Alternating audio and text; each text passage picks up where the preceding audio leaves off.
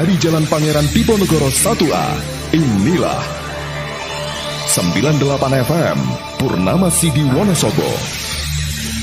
Mencerahkan, inspiratif.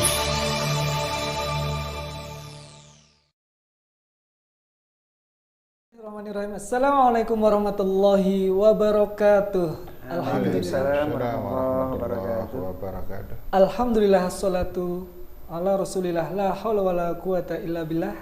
Berjumpa lagi dengan saya Nanang Rosid dalam acara Ustadz Menjawab Mencerahkan Umat. Kemarin kita bincang-bincang banyak banget berkenaan dengan sholat. Nah, untuk tema kali ini apakah masih tentang sholat dan tidak? Kita nanti akan bertanya langsung kepada dua narasumber kita. Yang pertama kita akan bertemu biasa Ustadz kita tercinta, Ustadz Haris. Assalamualaikum Ustadz Haris. Waalaikumsalam warahmatullahi. Bagaimana kabarnya? Sehat? Alhamdulillah sehat. Alhamdulillah. Mohon ilmunya kali ini berbagi-bagi lagi. Alhamdulillah, insyaallah bersama-sama. Baik, yang kedua ada Ustadz Endang Hambali. Assalamualaikum Ustadz. Waalaikumsalam Sehat? warahmatullahi wabarakatuh. Ya, alhamdulillah, insyaallah mudah-mudahan selalu sehat. Dua pertemuan yang lalu kita membahas tentang bagaimana anugerah sholat 24 jam. Nah, masihkah hari ini kita akan bicara atau membahas tentang sholat atau udah ada tema lain nggak, Ustadz Endang? Tampaknya kita masih greget ya dengan sholat itu, karena kita merasakan betapa sholat itu sangat berarti dalam kehidupan kita. Betapa sholat itu ternyata harus ada dalam seluruh langkah-langkah kehidupan kita. Dan betapa sholat itu sangat berfungsi untuk pengembangan kehidupan kita sekarang di dunia, terlebih di akhirat nanti. Oleh karenanya, tampaknya kita masih tentang masih sholat. di situ ya. Oke, pendengar radio program masih di rumah dan sahabat dimanapun berada, mungkin memang betul sekali apa yang disampaikan Ustadz Endang. Sholat itu pokok banget. Jadi kalau dibahas cuma sekali dua kali kayaknya kurang.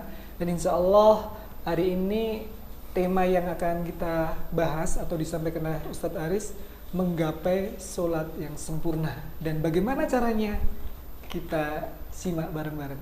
Monggo Ustadz Haris. Assalamualaikum warahmatullahi wabarakatuh. Waalaikumsalam warahmatullahi wabarakatuh. Innal hamdalillah nahmaduhu wa nasta'inuhu wa nastaghfiruh. Asyhadu an la ilaha illallah wa asyhadu anna Muhammadan abduhu wa rasuluhu la nabiyya ba'dah. Faqala a'udzu billahi minasyaitonir rajim wa ma umiru illa liya'budullaha mukhlishina lahuddin. Kaqaulihi innal insana khuliqa halu'a idza massahu syarru jazua wa idza massahu khairu manu'a illal musallin alladzina hum fi salatihim daimun. Al-ayah. Saudara-saudara sekalian, jamaah, seluruh pemirsa, hamba-hamba Allah yang semoga selalu mendapatkan maghfirah, rahmah dan barakahnya. Kita ketemu lagi dalam situasi di mana kita belajar, di mana kita melaksanakan perintah Allah dan Rasul-Nya. Kalimat pertama Allah, Iqra bismi rabbikal ladzi khalaq. Supaya kita terus belajar dan terus belajar, karena ilmu inilah yang membedakan antara satu hamba dengan hamba yang lain. Para pemirsa sekalian yang kita hormati, di sini saya bersama dengan Ustadz Endang dan Ustadz Nanang yang sebagai moderatornya atau pembawa acaranya. Alhamdulillah kita bersyukur pada Allah Subhanahu wa Ta'ala, sementara ada saudara-saudara kita yang sekarang sedang sedih, sedang susah karena keluarganya ada yang sakit. Ada di antara keluarganya bahkan ada yang terpapar dengan virus yang sedang marak ini. Masya Allah, semoga mereka semuanya diberi kesabaran, kekuatan, ketabahan di dalam menghadapi semua tantangan hidup itu. Baiklah, kita langsung ke materi yang tadi disampaikan oleh Ustadz Nanang bahwa pertemuan kali ini kita masih berangkai dan merajut satu pemahaman utuh diusahakan, yaitu tentang sholat. Dan sekarang kita sudah sampai pada materi, yaitu bagaimana cara agar sholat kita bisa dikatakan sempurna sesuai dengan penilaian Rasul dan sesuai dengan penilaian Allah Subhanahu wa Ta'ala. Kita sendiri tidak bisa menilai, yang menilai adalah Allah dan Rasulullah Sallallahu Alaihi Wasallam. Para pemirsa sekalian yang saya hormati, kalau dikatakan bahwa hidup ini untuk apa? Jawabannya adalah untuk beribadah. Apa itu ibadah? Jawabannya semua aktivitas yang tidak melanggar aturan Allah dan Rasul, itulah yang dinamakan ibadah. Apapun, sampai kita makan itu ibadah, sampai kita tidur itu ibadah, sampai kita melakukan apapun selama yang kita lakukan tidak melanggar aturan tatanan yang dituntunkan oleh Allah dan Rasulullah, itulah ibadah. Kita teringat dengan surat Al-Bayyinah ayat 5, wa ma umiru illa liya'budullaha mukhlishina lahuddin. Dan kami, Allah, tidak pernah memerintahkan kalian, hai manusia, untuk berbuat apapun illa liya'budullah, kecuali yang kamu lakukan semuanya adalah dalam rangka ibadah kamu kepada Allah Subhanahu wa Ta'ala. Wa ma khalaqtul jinna wal insa illa liya'buduni. Dan aku, kata Allah, menciptakan jin dan manusia tidak ada kecuali semuanya dalam rangka mengabdi, beribadah kepadaku. Makanya manusia dinamakan abdun, hamba, sementara sementara Allah Subhanahu wa Ta'ala adalah dinamakan ma'bud, yang diperhamba. Kita ini hanya abidnya Allah Subhanahu wa Ta'ala. Nah, para pemirsa yang saya hormati, untuk memudahkan pembahasan ini, maka saya langsung saja kepada intinya. Apa itu? Induk dari seluruh ibadah itu ada pada sholat. Sampai-sampai Rasul yang kemarin kita sampaikan, Rasulullah Sallallahu Alaihi Wasallam mengatakan urusan sholat ini ketika ditimbang, yang pertama Rasul mengatakan in saluhat saluhasairu amali. Kalau sholatnya bagus, sempurna, tidak cacat, maka kemudian semua ibadahnya pasti juga baik. Berarti menyempurnakan sholat itu ya, jadi gini, yang kita maksud seperti dulu pandang, yang seperti kemarin ya kita sampaikan. Artinya bahwa apapun yang kita lakukan itu adalah sholat.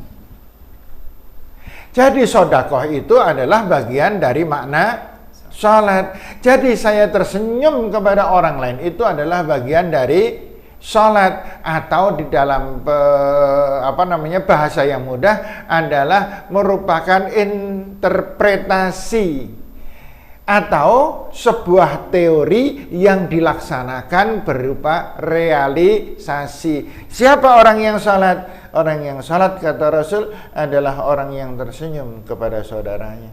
Siapa orang yang sholat? Orang yang sholat adalah orang yang suka menolong saudara-saudara. Siapa yang sholat? Orang yang memperhatikan fakir miskin dan anak yatim. Siapa yang sholat? Suami yang selalu membahagiakan istri. Siapa yang sholat? Istri yang selalu taat dan patuh kepada suami. Siapa yang sholat?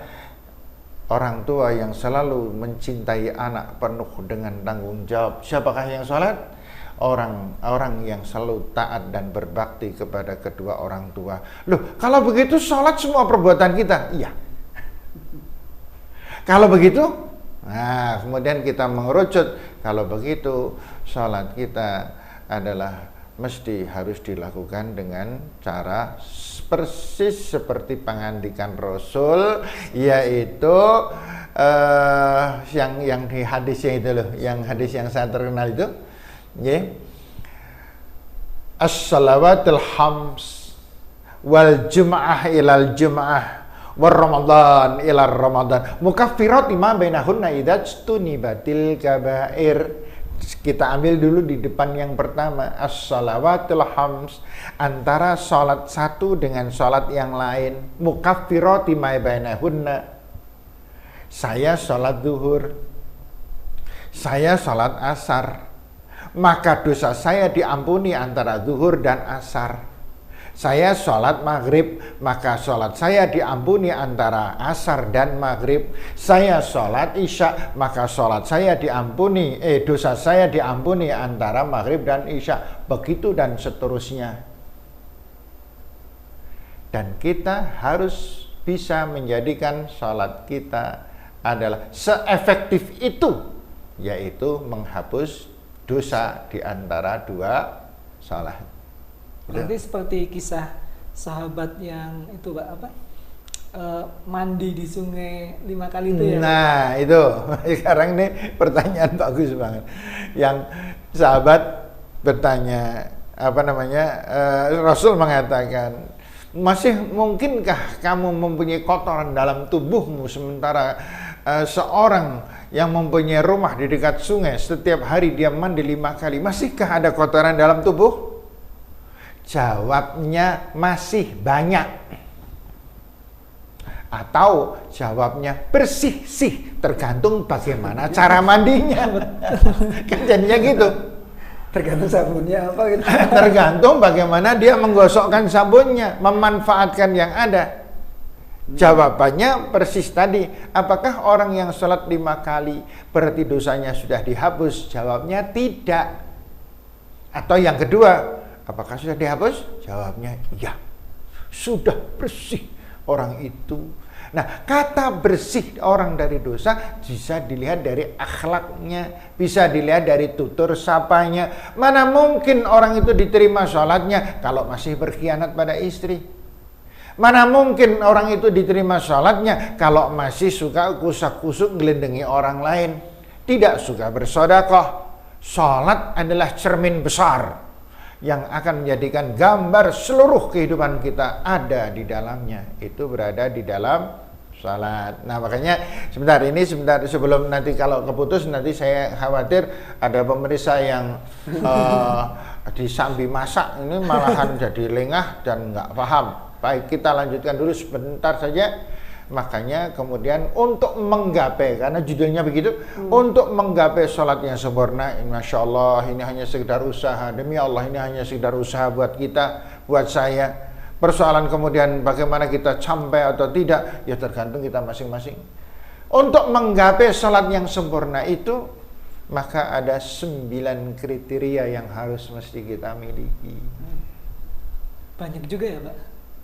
Namun 9 ini sebenarnya natural sekali kok. Kalau sudah kita laksanakan, sudah jalan aja gitu. Yang pertama adalah 1, wudu sempurna. Nah ini, wudu selalu sempurna. Yang kedua, sholatnya selalu tepat waktu, tidak ditunda. Ya ini perjuangan ya, gimana kalau perjuangan belum apa-apa dari kriteria sudah, wah tapi abot banget, ya jangan gitu, ini perjuangan. Selalu tepat waktu ya. Kemudian yang ketiga, selalu berjamaah. Nah 1, 2, 3, tepat waktu atau wudu, tepat waktu, wudu sempurna, selalu berjamaah, tidak pernah hilang dari jamaah. Ada cerita kecil. Ada seorang ibu. Saya berani menceritakan, semoga beliau tidak tersinggung, namun karena beliau sekarang sudah meninggal dunia kan, sudah tidak tersinggung seandainya mendengar. Seorang ibu ini janda. Dia itu hidup sendirian di rumah, hidup sendirian. Kemudian suatu ketika saya mendengar ada orang bertanya, ibu itu sih gimana Pak? Gimana sih? Ibu itu hidupnya sendirian tapi pembantunya 2. Pembantunya 2. Oh ya. Padahal rumahnya ya nggak besar-besar banget kok, biasa. Saya kira pembantu 1 cukup. Kok 2? Penasaran saya. Suatu ketika habis pengajian saya tanya, ibu, nyun sewu ibu, wonten rahasianipun dados pundi to Bu? Ibu kok kagungan pembantu kali. Lah nggih Paris lho niku ming idep-idep kula niku pengen nek salat niku jamaah terus. Lho kok ngaten to Bu? Lah nggih Pak, kula niku pun nate duwe pembantu 1. Anggeripun ajeng jamaah jebulane sekhalangan. Ya kok kepikir tak njukuk 1 meneh wae. Nek 1 halangan 1 ora. Gitu. Saya manggut sambil tersenyum sebenarnya. Lah nek halangan bareng gitu. Tapi ini satu giat yang luar biasa. Dia membayar orang hanya untuk sholat berjamaah. Dahsyat. Luar biasa. Jarang orang. Ada satu lagi ibu. Ibu ini saking-sakingnya pingin sholat berjamaah, dia itu kalau asar dan zuhur terutama itu nggak ada orang di rumah. Makanya kemudian dia sekitar 1/4 jam sebelum waktu zuhur dia sudah wudu, dia jalan ke tempat tetangga. Bu, ngonek sholat bareng yo. Arep sholat nanggonku apa nanggon kono? Akhirnya rembugan. Sing kono buka ya dijak. Akhirnya dalam rentang waktu kurang lebih 1 bulan mereka seperti sudah kesepakatan bersama. Hari ini sholat zuhur nang kono, hari ini sholat asar nang kono. Akhirnya semangat mereka itu selalu berempat.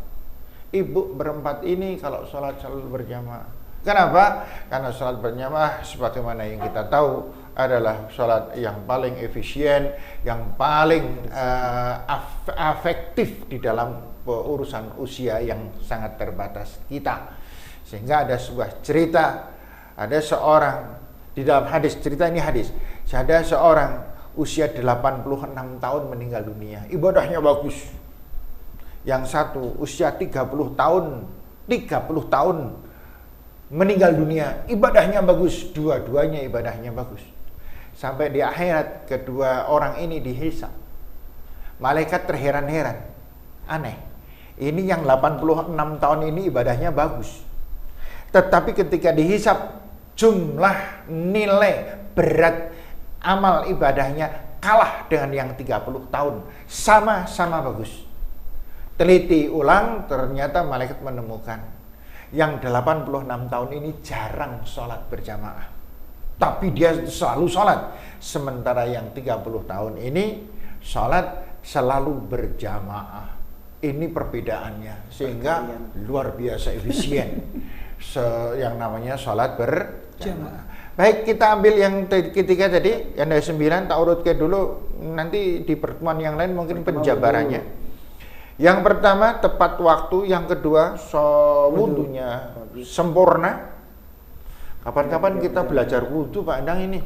Siap. Wudu sempurna sih sing koyo ngopo ta? Nggih, agar kita ini. Kemudian yang ketiga adalah berjamaah. Yang keempat dilakukan dengan tumak-ninah. Apa itu tumak-ninah? Saya sering melihat ini jelas tidak bukan itu yang tumak-ninah. Tumak-ninah itu kita sering melihat ada orang berangkat ke masjid sudah qomat, dia berlari-larian. Ini tidak boleh. Ada hadisnya kan pandang itu, nggak boleh. Kita harus tetap tenang, meskipun terlambat, tidak masalah. Yang penting kita mempunyai ketenangan selama sholat. Wong kita sholat qomat, kita sudah di masjid. Imam takbir Allahu Akbar, kita Allahu Akbar, bisa selalu khusyuk? Kadang-kadang gak khusyuk kan? Apalagi imam sudah takbir, kita masih di luar masjid, kemudian kita lari, naik unda-undaan, kemudian langsung Allahu Akbar. ngos-ngosan kita sholatnya, saya semakin kita sulit mengendalikan diri dalam kekhusyuan. Maka mutlak tumakninah itu adalah hal yang mutlak, sebagaimana banyak Rasul sallallahu alaihi wasallam menjelaskan apabila seseorang itu sholat, maka yang paling penting adalah tumakninahnya. Tumakninah ini ketentraman. Nanti kalau kita belajar lebih lanjut, tumakninah itu ada 3. Tumakninah fil qalb, tumakninah fil harakah, wa tumakninah fil qiraah. Tumakninah fil qalb yaitu tenang hati ini, tidak ada unsur ketergesa-gesaan. Kemudian tumakninah fil harakah, tenang di dalam bergerak, menggerakkan seluruh gerakan salat. Allahu akbar, tidak Allahu akbar, beda. Gitu. Rukuk, Allahu akbar, sami'allahu liman hamidah. Tenang, hati tenang. Kemudian yang ketiga adalah tumakninah fil qiraah. Tumakninah fil qiraah ini membaca las-lasan, bahasa Indonesia ini apa las-lasan? Alhamdulillahi rabbil alamin. Meskipun sir, kalau jahar enggak gumun saya. Imam membaca Alhamdulillahi rabbil alamin Ar-Rahmanir Rahim Maliki yaumiddin, las-lasan, jahar. Sekarang bisakah dia membaca semacam itu di saat sir? Allahu akbar. Kan biasanya Bismillahirrahmanirrahim Alhamdulillahirrahmanirrahim. Karena sir. Ini persoalan besar dalam kehidupan salat kita. Kalau kita berbicara salat kan berarti bicara hidup itu sendiri. Berarti kan seperti yang mungkin pernah ya Pak, ada yang pernah kita kirim informasi ke kita menanyakan tentang ada seorang sahabat Rasul yang sedang sholat di masjid, ketahuan sama Rasulullah, lalu tiba-tiba oleh Rasul disuruh mengulang lagi, kayaknya gitu ya, kayaknya. Ya, ada. Saya juga pernah mendengar. Iya. Ada pertanyaan itu kayaknya? Iya, ini nanti ada pertanyaan itu Ustaz. Oke, disempal dulu. Disempalin bahasa Jawanya apa? Kayaknya menyambut tumakninah itu seperti pas banget. Iya. Iya. Coba ditanyakan belajar biar nyambung. Ini dari hamba Allah. Assalamualaikum Ustaz. Saya pernah mendengar satu peristiwa tentang seseorang yang melaksanakan sholat sebagaimana biasanya. Namun begitu selesai sholat, dia disuruh mengulangi sholatnya oleh Rasulullah. Bahkan sampai 3 kali dan tetap disuruh mengulang.